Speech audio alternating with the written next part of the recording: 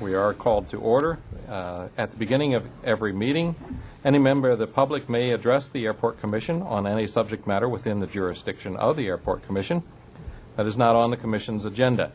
Total time for public comment is 15 minutes. If you wish to address the Commission under this item, please complete and deliver a speaker slip or request to speak form. Are there any requests to speak forms this evening? I have no slips. Thank you.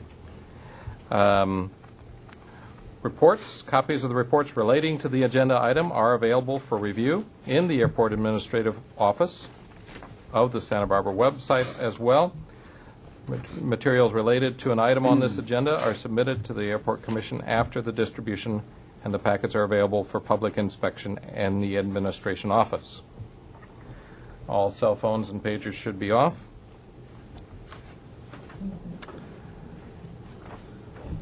On September 14th, September 11th at 5 p.m., the Airport Commission Secretary duly posted the agenda.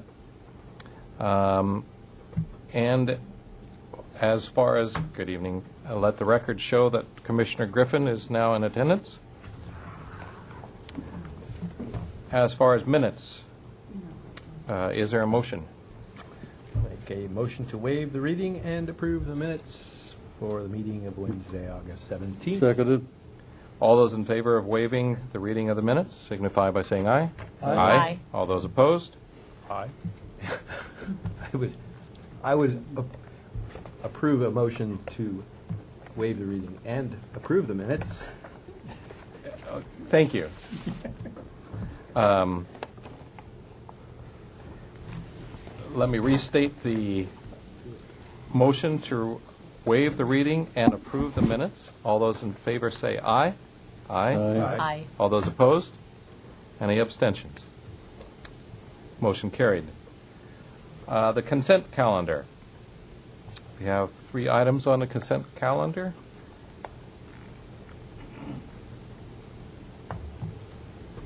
Any comments on the consent calendar?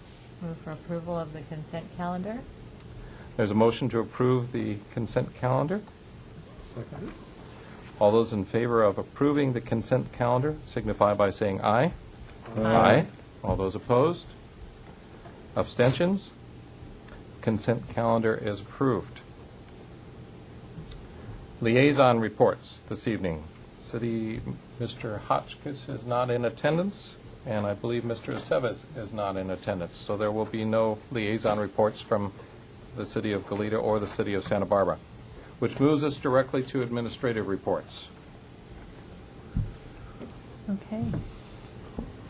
Well, the first item, I thought you might be interested in seeing how the new terminal was doing for the first month of operation, and we punctuated that this evening with electricity, or the power going off for a little over an hour. Overall, the passenger response has been very positive. We've heard comments such as, it's like a real airport. Everything is where it should be. It's beautiful at Santa Barbara. The artwork is phenomenal.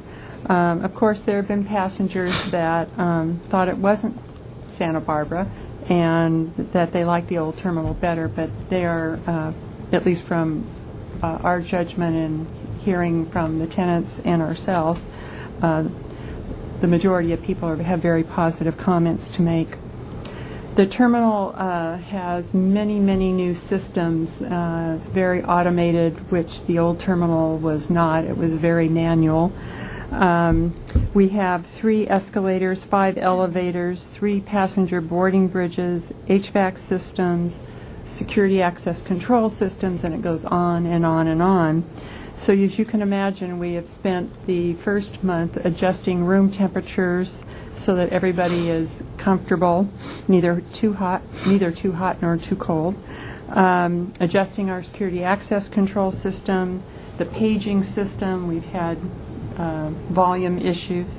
Passenger boarding bridges, getting the operation of those down where we're not getting operator error, or getting operator error separated from true issues with the boarding bridge. The airline employees who were new to the operation of the boarding bridge, which probably were most of them, I think they've spent the first month getting comfortable with operating this $1 million asset next to a multi-million dollar asset called an airplane. But I think they're getting the swing of it, and No pun. yeah, and have been doing no damage yet that I know of. Airline operations, I think the airlines and their employees have done a really good job in carrying on their operations as usual. They're getting used to new equipment. They're also having to walk further distances. I had one employee tell me that, in the old terminal, if you forgot something, you just turned around and walked a few steps and retrieved it. Well, now you have to go a lot further to retrieve whatever you forgot. And overall, they seem to be enjoying their new space. Concessions, the restaurant in the departure lounge has more than doubled their business from their operation in the old terminal, which tells me that a large number of passengers did not go to the terminal restaurant in the old terminal either because they didn't know it was there, or you'd have to come so early to consume all your food and liquids before you went through security. So now people have can leisurely come through security and enjoy the restaurant. Their best-selling items, he said, were the Mission Burger, followed by the Cali Chicken Sandwich and the Club Sandwich. They carry 4 premium beers on tap, and they can barely keep up with the demand. So I don't know what that says about airline passengers. Wine sales are also very good. They carry 13 different wines by the glass. All of them are from California, and 75% of those are from the Central Coast. Let's see, Coffee Bean and Tea Leaf is doing very well.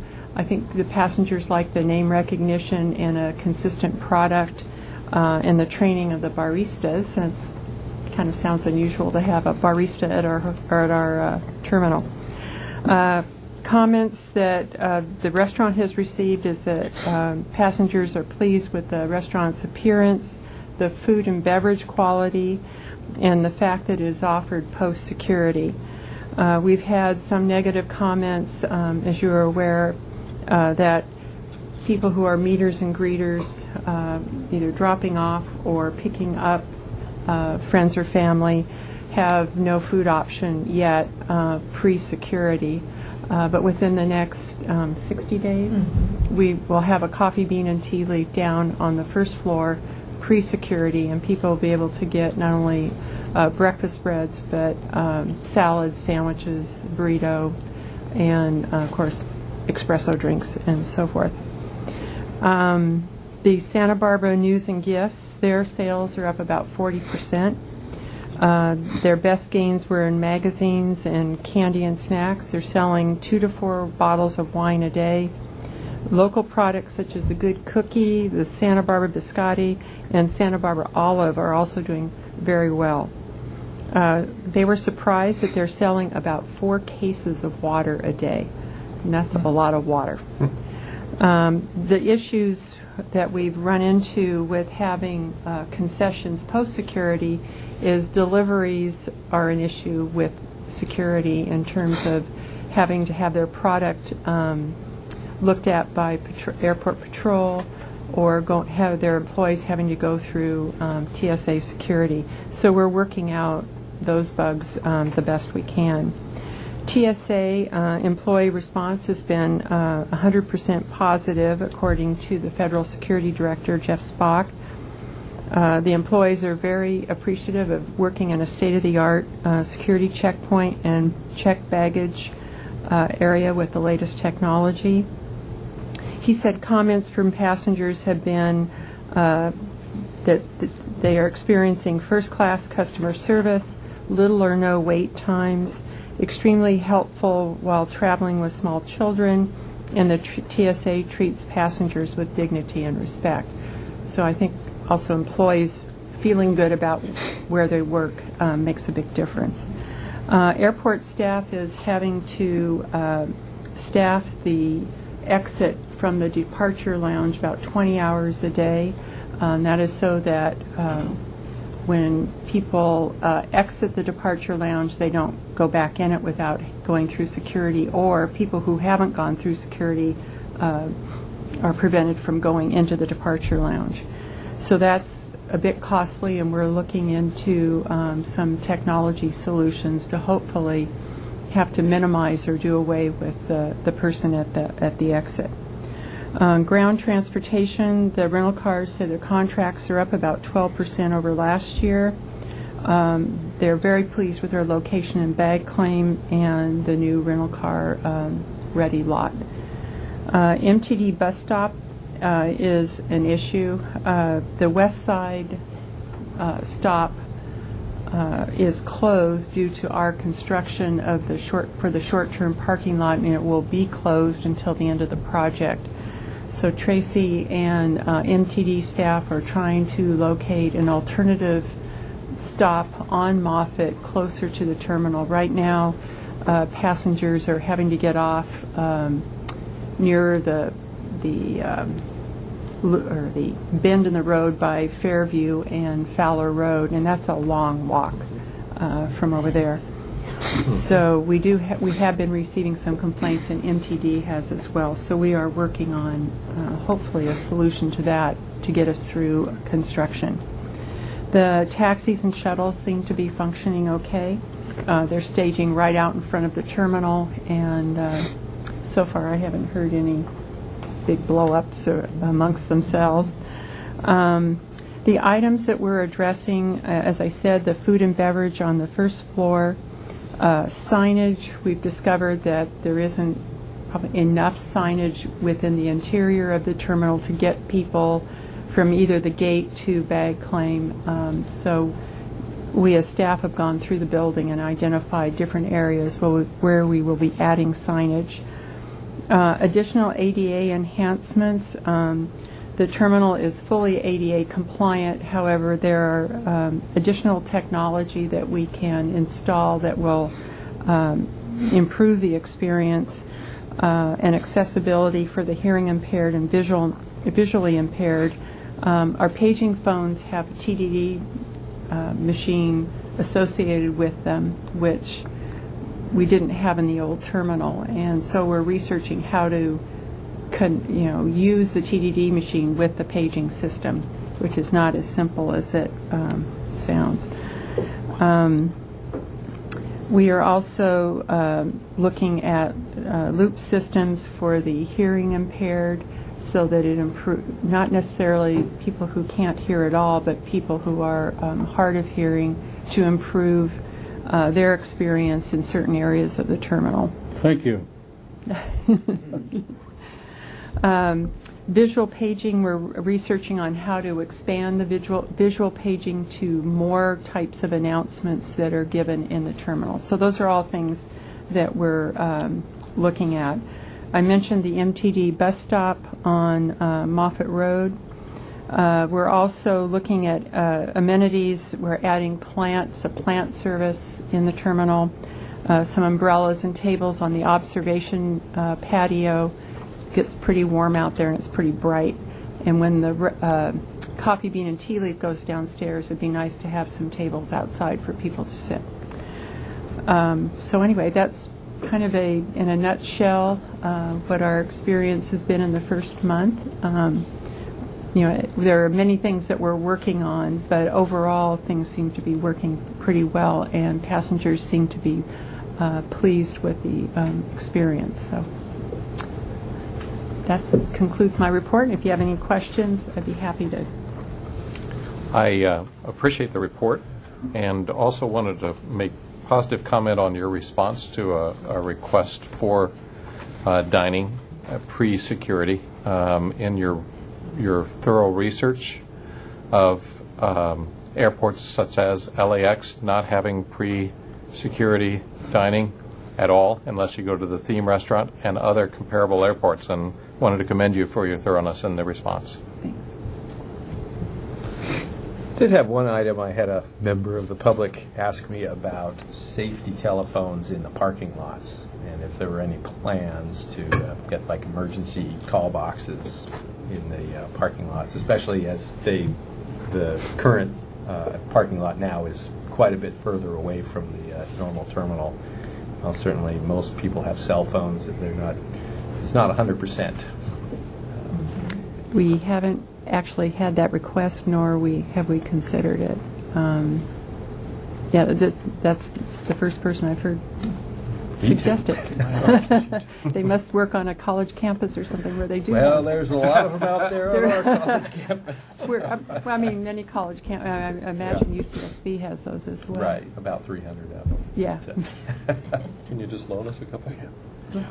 We have one emergency phone in the lot number 2 that we put in when that lot was first opened that goes to 911. I will recheck to make sure that's signed. We do check its functionality, but I will make a note and check that, get it better signed. Lot 2 is...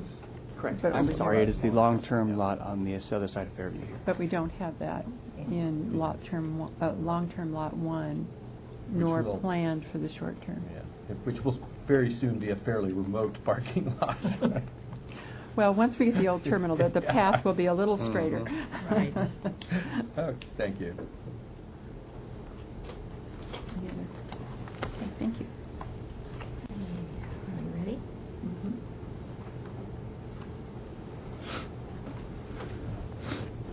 Okay, I think it was at last month or the month before's meeting, Commissioner Gilbert had requested a briefing on the airport master plan and kind of what the plans are for the process and what we'll be looking at. So Ms. Johns will give you a Give the briefing. update.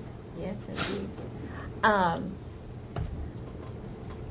In your report, and also one page was missing on your report, and you have it in front of you. It's a schedule for our anticipated schedule for developing the master plan. As way of background, FAA requires all airports to have a master plan so that you can identify projects, complete the environmental, so then you can file with FAA for funding for those projects. Our master plan, as you know, was adopted in 2001, and it had 2 major projects, the airfield safety projects and the airline terminal. Those are about to be completed entirely, and it's time for us to have a new master plan and look at what we need to do, since it has been more than 5 years. The next slide, thank you.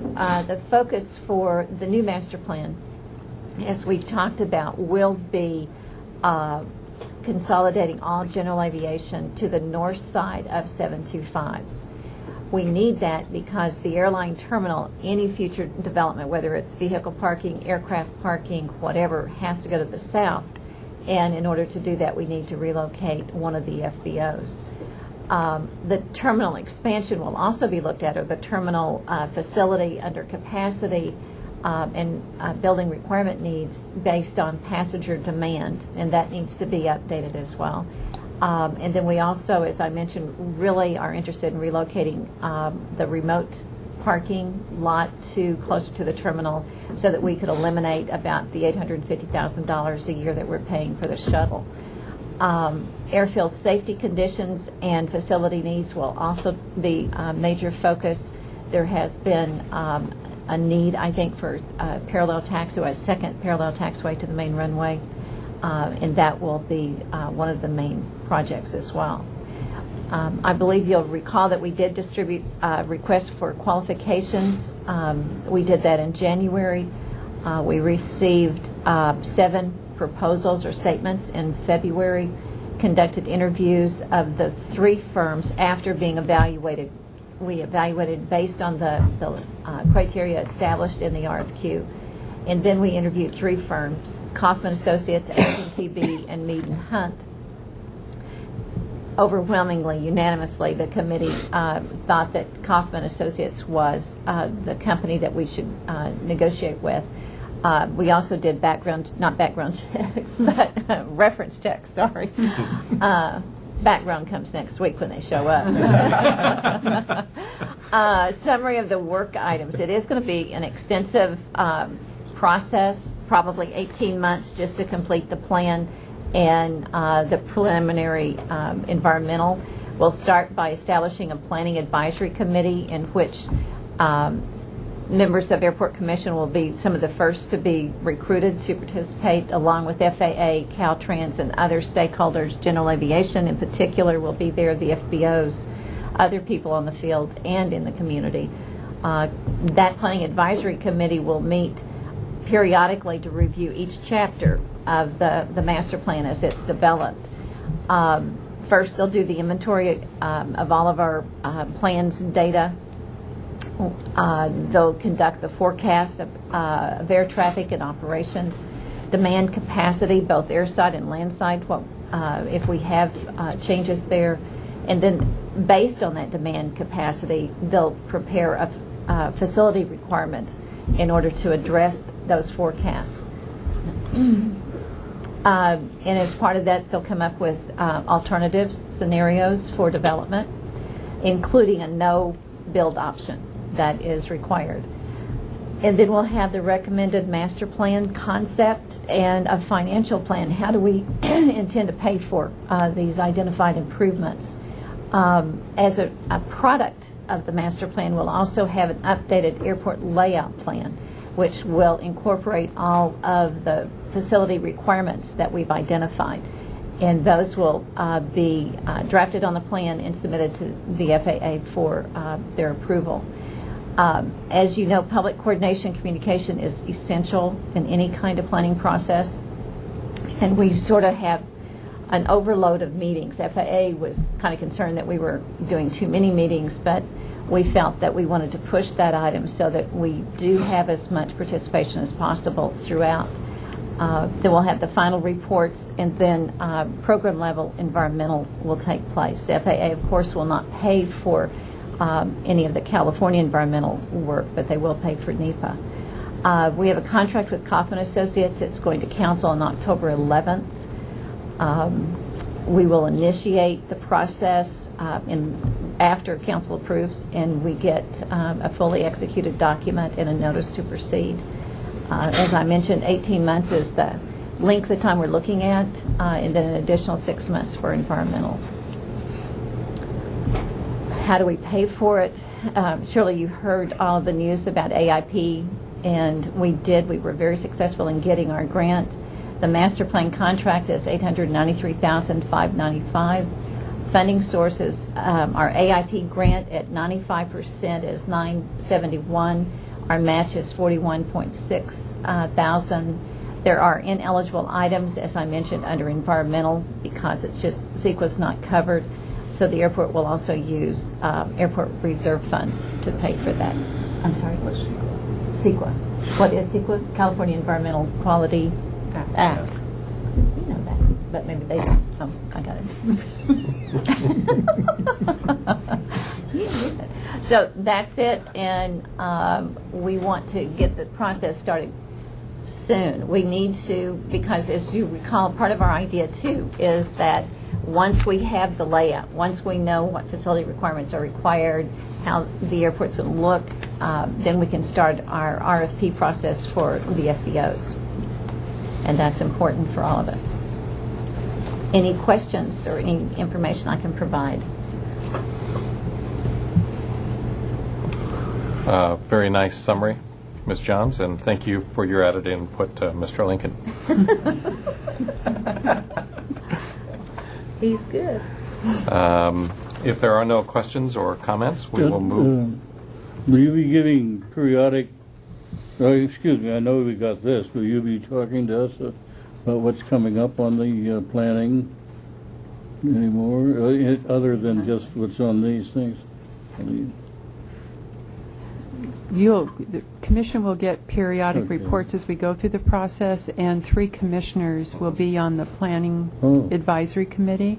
So that's the planning commissioners that we have now? you can. I'll put it on next month's agenda, and you can either choose the planning subcommittee or whoever you want to. It's at your pleasure. Are there other concerns, questions, queries, quandaries, quibbles, or qualms? Thank you. We will move to the director's report then. Well, one more, One more. just one. Oh, I'm so sorry. That's okay. Fiscal year-end financial review, my apology. Her feelings would be hurt if we. After all this work.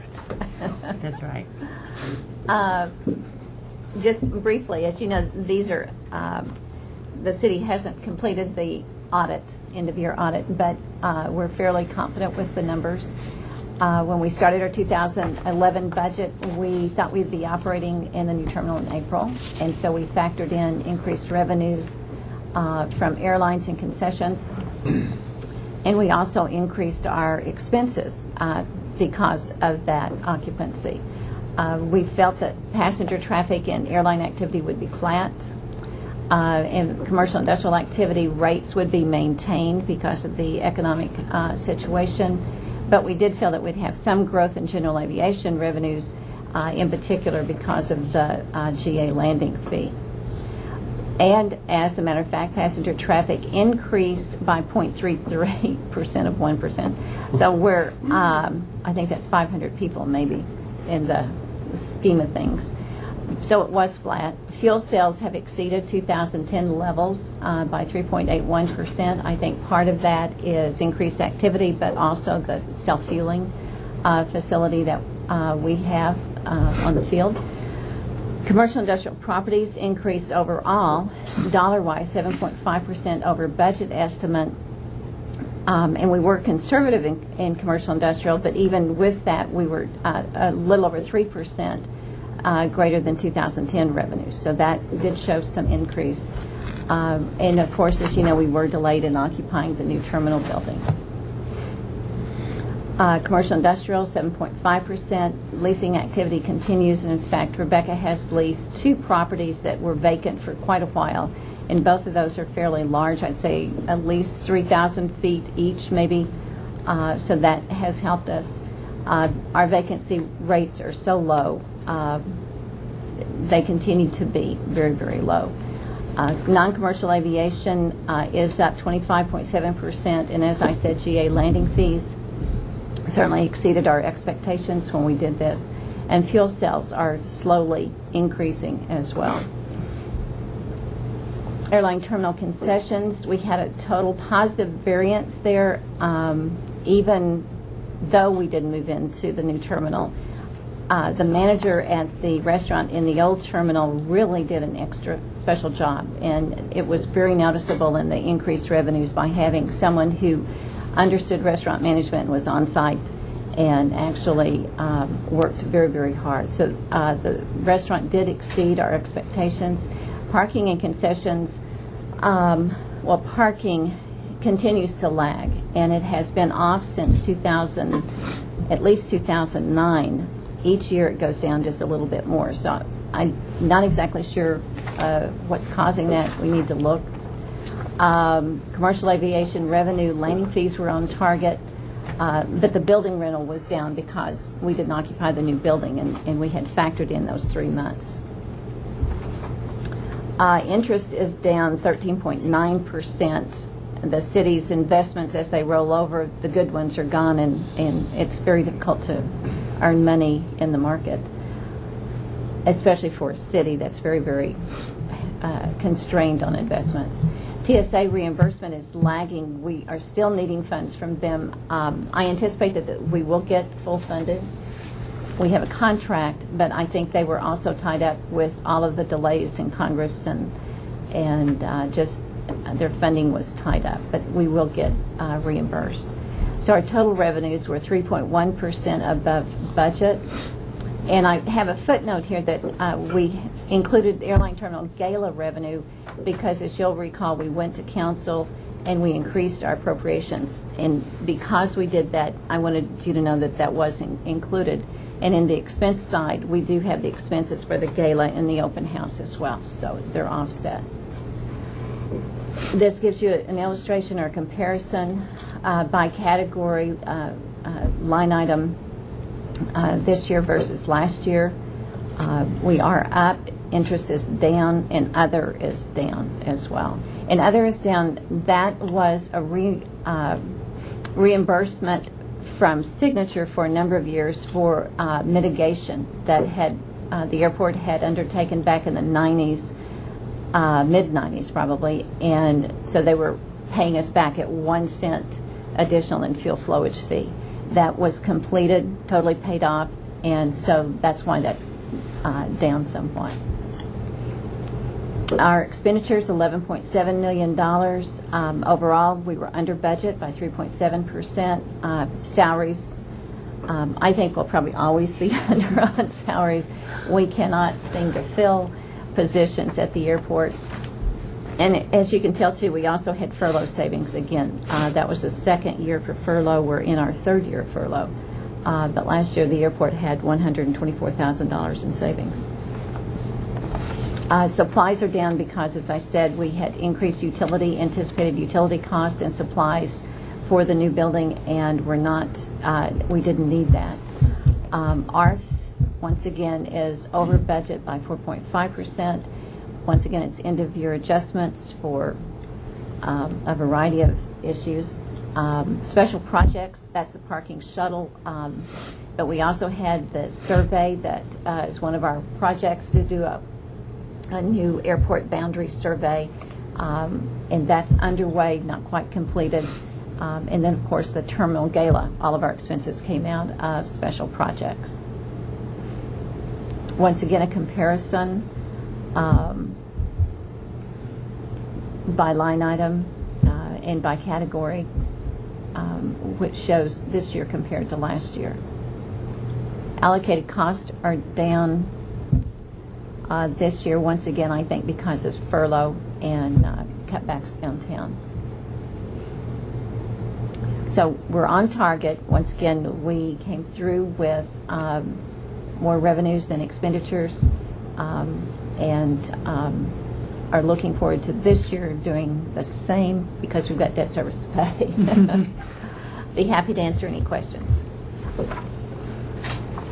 Mr. Chairman, this has to do with a line item that you mentioned, Hazel, concerning the survey of the airport boundaries. And I'm curious to know, is the driver the new improvements that have been made out on the airport property? What's the scope of the survey? Let's put it that way. The survey, the airport has relied historically on old survey data, did not include some of the easements that were taken years ago, like on Fairview and Moffett. Right. We don't have It's very easements complex. identified. We have several parcels. We have Placentia as an example. How much of that do we actually own? How much is in the county? How Right. much is in Goleta? So there were issues because we were piecemealed over the years. And when we did, you'll recall when we did the north side back in 97, 98, we came up with a survey map or a parcel map for the north side. I recall. And that was recorded and surveyed. The whole 95 acres on that side was surveyed. This side hasn't had that. So we need to get that updated. And then we also need to kind of, FAA requires that when you do it, you need to put in any easements, especially a noise easement or the easement to the west that we did. And I'm sure I'm not pointing to the west, but to the west when we did purchase the development rights. Right. So all of that's coming together. Penfield and Smith is the contractor providing the information for us, or has the contract for it. And Owen Thomas, our engineer, is the contact for that. It was $160,000 is the It'd be budget for an it. impressive survey job. Yeah. It will be. And we can bring that back to Airport Commission, too, as a project. Thank you. Uh-huh. Any other questions concerning this report? Thank you, Ms. Jones. Thank you. I was curious if now that the new terminal has operated for almost a month, if you have any idea on the utility costs, if they're looking. You know, Try. I do have, you might know that already, too. The first electric bill that we received in the old building, it was $7,000 a month. The one that we have for the new building is $10,000 a month. That's all so far. Wow. It just came in just last week, and I'm hoping that's the way it goes. Look at the dates that were covered. Count those days. Construction in there. And But I that was has nothing to amazed. do with the outage. No, but that's part a of our savings, yeah. for sure. That's part of our energy So savings. we will keep track of that because it's very important, as you well know. Sure you will. So that concludes my reports. May we move to the director's report? You may. Okay, I will highlight just a few items on the director's report, and again, if you have any other questions on any of the other items, I'll be happy to answer them. Under passenger count, and this is for the calendar year, what Hazel was speaking of in the financial report were passenger count for the fiscal year, so it's different. And we were down 10.2% in August compared to August of 2010. And year-to-date, we're down about 4.3%. And I think what we're seeing now is a result of loss of Sacramento service, Delta, and so forth.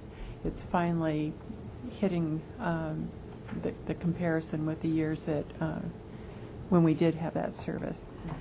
Under air service, I don't have anything new to add other than I don't know if all of you know that Terry Gibson, who is our marketing assistant, has retired, and she's off to do great and wonderful things with the rest of her life, and we're missing her a lot. But the program will continue as we have in the past.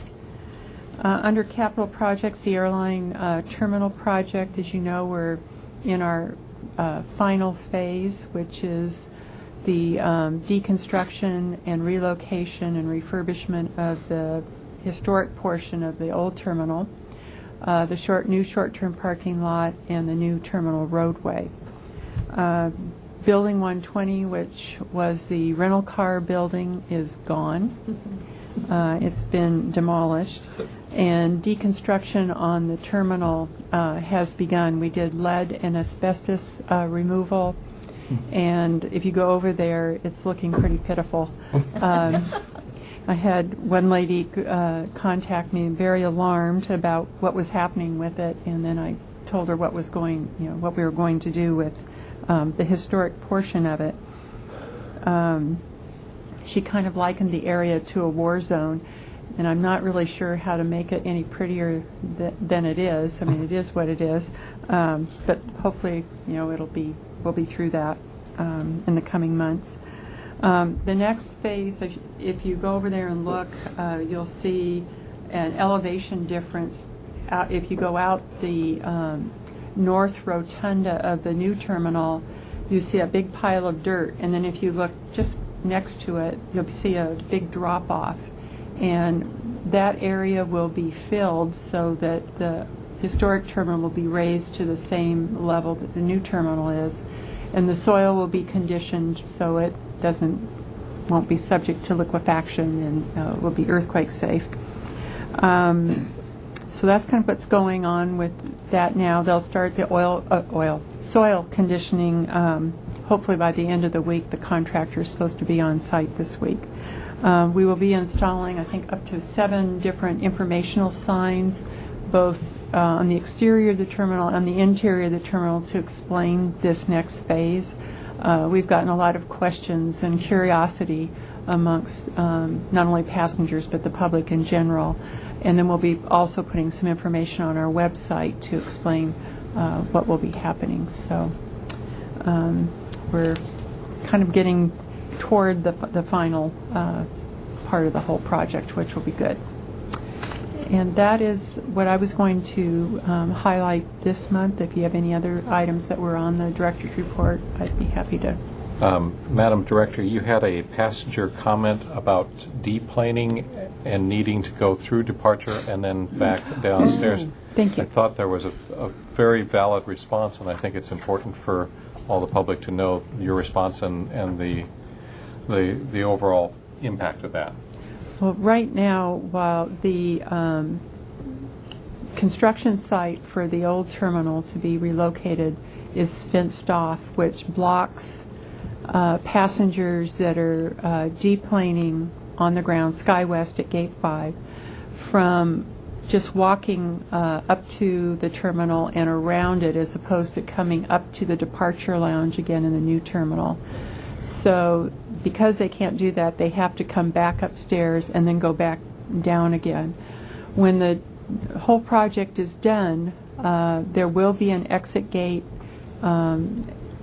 outside so that they could just walk through there. One of the issues we need to work with the airlines is it takes additional personnel for them to man the gate, and we're again looking for technology or other solutions to not have to have a person standing at that gate when people are deplaning.